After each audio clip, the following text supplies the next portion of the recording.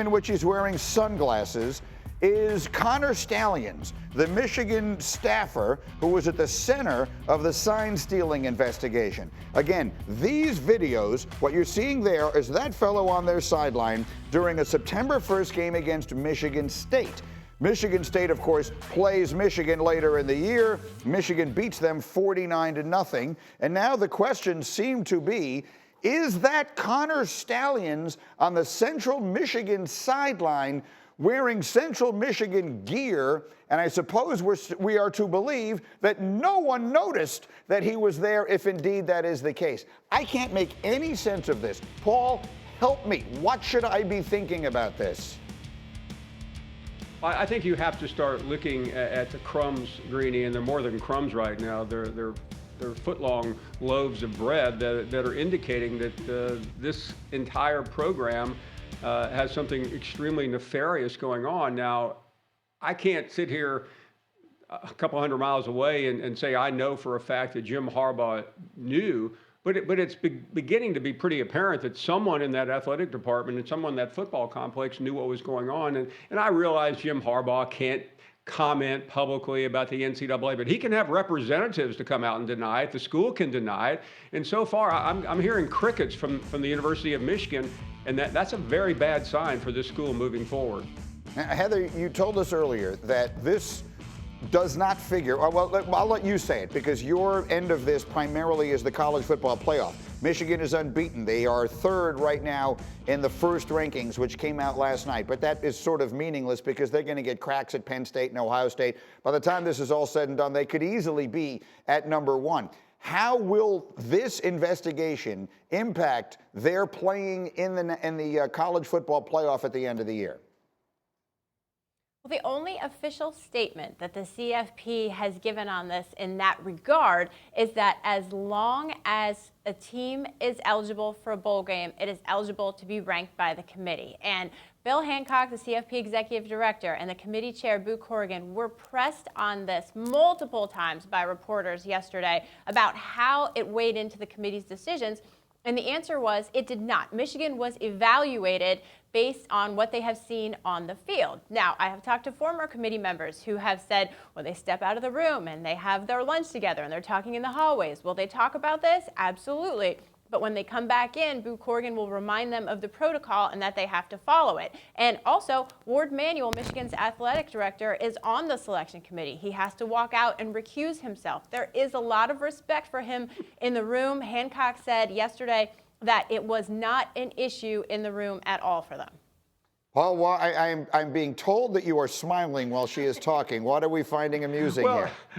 I mean, Heather is 100% correct, but I'm just laughing at the idea that the man in the middle of all this, Ward Manuel, who is Jim Harbaugh's boss, and by the way, every report out of Michigan indicates these two do not like each other at all, that he's sitting there at lunch while they're having their drinks at night and their hors d'oeuvres and their saunas in the morning, that nobody's saying, hey, Ward, what's the deal? I mean, this is a collegial group of people, and I find it impossible to believe that Ward Manuel is not advising these people on what he knows, or at least giving them some smoke signals.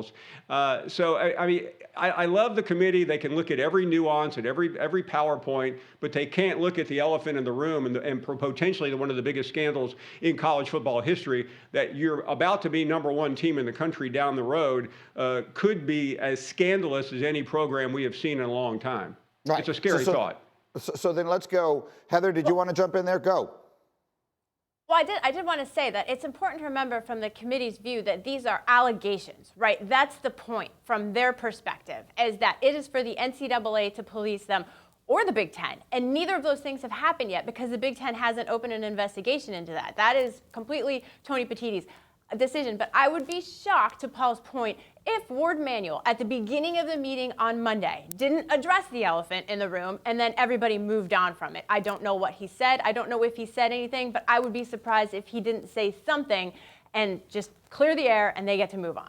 So I want to ask one more thing about this, though. Because, Paul, you and I have had a million conversations about the NCAA, and in recent years, there have been moments where I sort of forget they exist, and then they jump back in all of a sudden. It used to be they were like the most powerful body in the history of sports, and now all of a sudden it feels like they have no power at all. But they're the only ones investigating this thing, and Heather just told us that the under on how long an investigation of that sort takes is about a year. It seems impossible to imagine it would be done by January. So the question is, what should the Big Ten be doing about this? And I know, Paul, it bothers you that they're not doing anything about it. Well, I mean, I don't know what the Big Ten is waiting for. I mean, the Big Ten needs to intervene and take this over, because they control what happens after the regular season, and that's the Big Ten championship game. The NCAA is not particularly involved in that. So, I mean, I think it's incumbent upon Tony Petitti, who's well respected. He's the new commissioner of the Big Ten, to take this thing over and try to figure it out. I realize you can't have a long, drawn-out court proceeding or an NCAA proceeding, but they can do something. And right now, the fact that they're not even commenting on it is absurd. Now, there's another side of this, Greenie, and you understand where I'm going here. These conferences protect their member institutions fiercely, and there's a big competition between the Big Ten and the SEC for everything, and I'm sure nobody at Big Ten headquarters wants to let go of what may be their biggest cash cow this year, and that could be the very best team in the country. So again, put your seatbelt on. We are heading in for a 4 or 5 week conversation here that is unprecedented in at least modern college football history. Heather, give me a final word.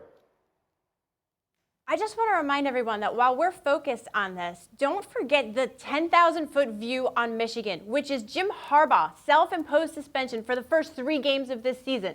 The FBI is investigating something at Michigan. Former offensive coordinator Matt Weiss and his computers. There was the embarrassing Shemi Schembechler situation. Okay, this is a fraction of a pile of things that have happened at Michigan. Yeah. So my question is, what's Michigan going to do about it? Okay, fair enough. All those are good questions.